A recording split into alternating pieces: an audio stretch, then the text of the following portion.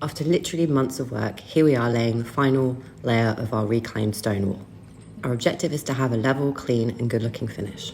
That is why we're using lime mortar. It takes longer to dry and is more fragile, but as we want a whitewash finish, it will be easier to do if the top layer is lime. Now we're adding in the final stones and filling up any holes. I've learnt from my husband Andrew that jiggling the mortar brings out the moisture and ensures it goes into all those little cracks which you get from building with reclaimed stones. If there are any gaps left, we'll come back when we do the pointing. After a bit more jiggling, we use our fingers to manipulate the mortar where needed, and we choose stones with nice faces to fill in the bigger gaps.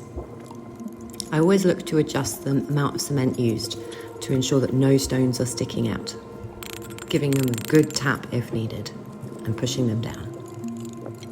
Et voila, she's in. We are finalising this tricky corner where a couple of stones have fallen out, so we need to ensure it's well packed in and very secure. We want to ensure there are no weak points in this particularly strategic corner.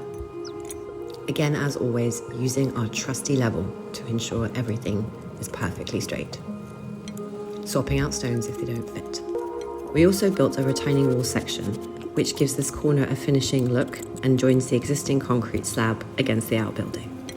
I do a quick clean before putting on the final coat. It's actually very satisfying, a bit like putty.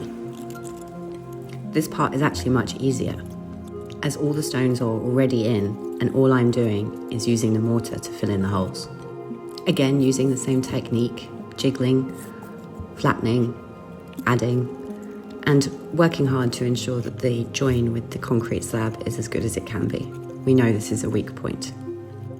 As such, we'll make sure that when we come back and do the finishing touches, we re-strengthen this join with the concrete slab, which itself, as you can see, has already cracked and will need to be addressed at some point.